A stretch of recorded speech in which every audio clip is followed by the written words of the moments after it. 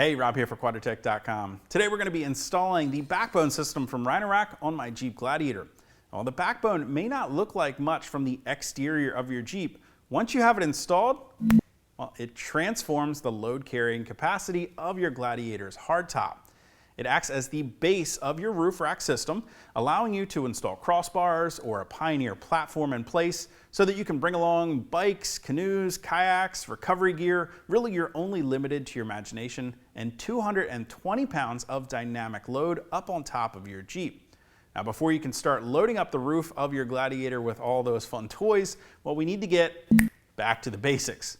The backbone system is made up of 4 of these exterior castings that get mounted onto your hardtop, and they bolt through the top to an interior structure. That's right, we are going to be drilling through the hardtop on our Jeep today, but I promise you it's actually a very painless install. Rhino-Rack has made it very easy, providing all the templates you need so that there's no complicated measuring involved, and they really give you the confidence to tackle this job in just a few hours at home. Again, if we take a look at the exterior castings here at the rear corner of our hardtop, this is bolted through the top to an interior structure that runs all the way down to the top of the body tub. It's bolted in place using 2 of the existing hardtop fasteners at the rear corner here. The front casting, again, is bolted through the top to an interior casting that's sitting right on top of our roll bar, and then it's bolted again through an existing mounting location in your roll bar. Both the roll bar and the body tub are very strong at these locations and more than capable of carrying some extra load. So you can see how having those exterior castings transfer the load to the inside of the Jeep, we're now no longer relying on the fiberglass top alone to carry the weight of anything we want to bring along with us. Now, why don't we go ahead and back up just a few steps and I'll show you how I got the backbone system installed in my Jeep. So the first thing I had to do is go ahead and unpack all of the components that come with the Rhino-Rack Backbone System. One of the things that I really love that Rhino-Rack does is give you this great cardboard template to lay everything out.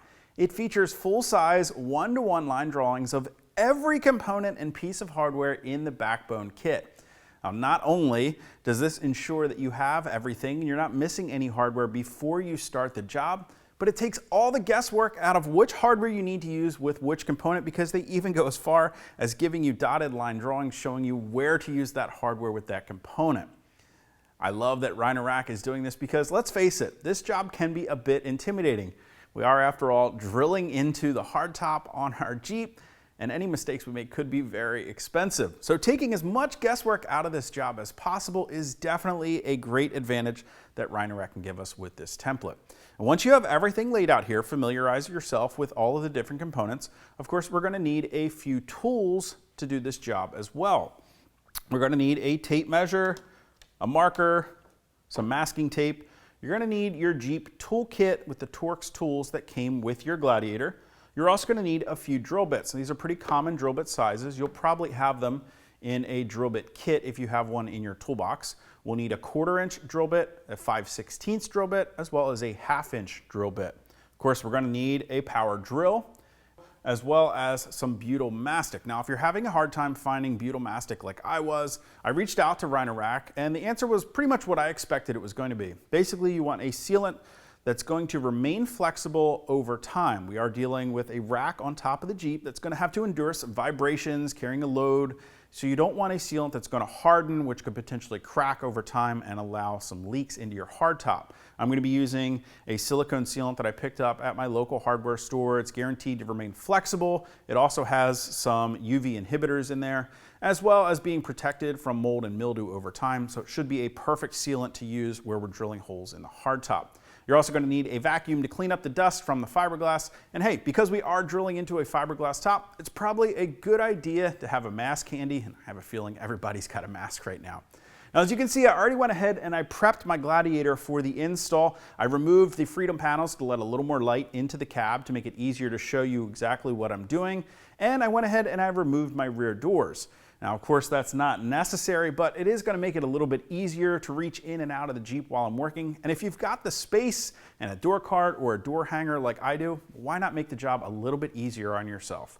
The first thing we need to do to go ahead and get started is to apply some masking tape to the exterior surfaces of the hardtop where we're going to be drilling.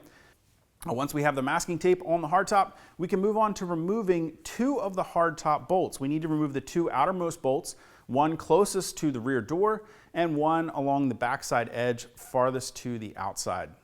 Next, we can grab the appropriate side rear casting. So I'm going to be starting on the passenger side of the Gladiator here. We can set the casting in place on the rear of the hardtop, and then we need to grab the spacer multi-tool. Now there's 2 different heights. There's an 11mm side and a 6.5mm side.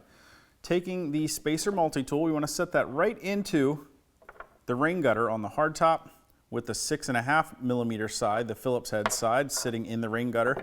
And that's going to give us the correct spacing for the height of this rear casting on the hardtop. Then we can go ahead and grab the rear casting spacer tool. And you want to take that and simply bend it 90 degrees. And we're going to rest these 2 little feet on the spacer into this channel on the back side of the hardtop. Now we can push this spacer as far forward without lifting it away from the hardtop, and then slide the rear casting until the rearmost point on the casting is touching that spacer. That's going to give us the correct location for our rear casting on the hardtop. Using one of the spacer bushings, set it in the rear casting so that you can center your drill bit, and then drill your first hole using the 1/4 inch drill bit. Now that we've successfully drilled our first hole in the hardtop, the rest of them should be pretty easy. Go ahead and grab that spacer bushing again and drill our second hole in that rear casting, again using that 1/4 inch drill bit. Now we can go ahead and remove the rear casting out of the way and enlarge both of those holes that we just made with the larger 5/16 drill bit.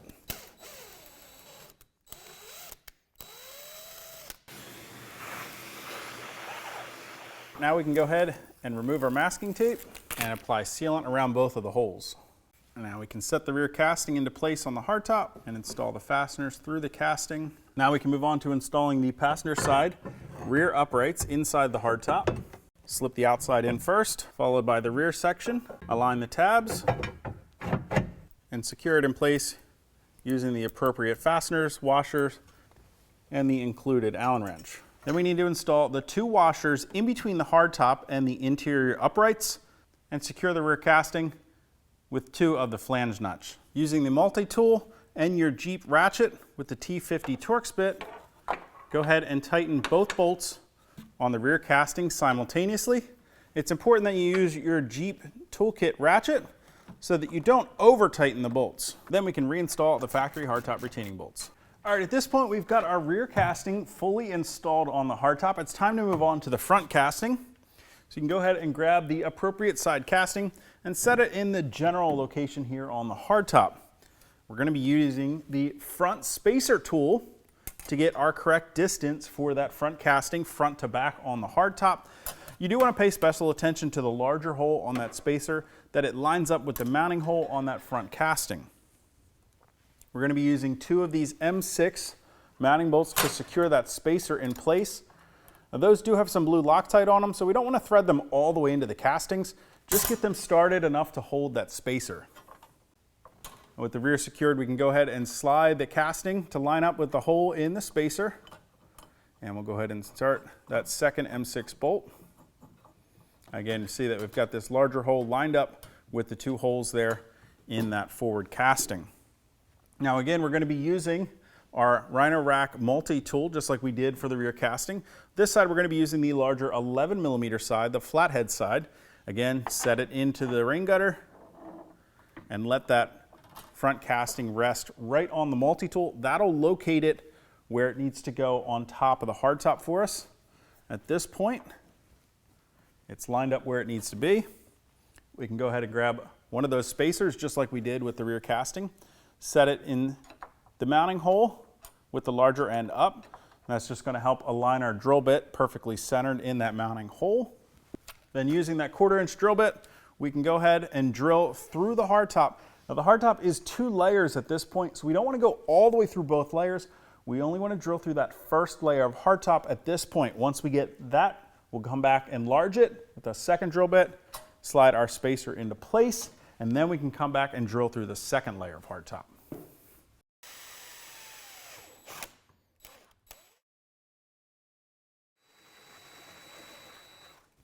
Before we can bolt it in place, we need to go ahead and slip our interior roll bar casting up over top of the roll bar and secure it with the bolt and washer through the existing hole in the roll bar. All right, with both the outer and inner holes enlarged to 1/2 inch, we can go ahead and remove our masking tape, and we can apply sealant around both of the holes. Once the interior casting is in place, we can go ahead and grab the front casting along with 2 of the spacer bushings, set it in place on the hardtop. You want to ensure that those bushings drop through both holes that we've drilled, both the outside and the inner hole. Then we can secure the casting using the bolts with a metal washer first, followed by the rubber washer underneath the metal washer. And then you want to tighten using the included Allen key and the Rhino-Rack multi-tool to help you achieve the proper torque specification on the bolts. Once you have all the bolts tightened, that takes care of half the install. You can go ahead and repeat those same steps on the opposite side of your Jeep to finish out your installation. If you guys want to get more information or to purchase a Rhino-Rack Backbone System for your 2020 or newer Jeep Gladiator JT, you can click that info button and head over to Quadratec.com. As always, if you haven't already and you like these videos, do me a huge favor, make sure you hit that thumbs up button, and then don't forget to hit that subscribe button as well as the notification icon, so be sure to catch our next video where I'm going to show you how to install a Rhino-Rack Pioneer platform on top of the Backbone system and then load it up with some accessories. And if you ever have any comments or questions about the Backbone or how to get it installed on your Jeep, you can always leave this for me in the comment section below or contact us directly at any of the options on the screen. Till next time, I'm Rob. I'll see you out on the trail.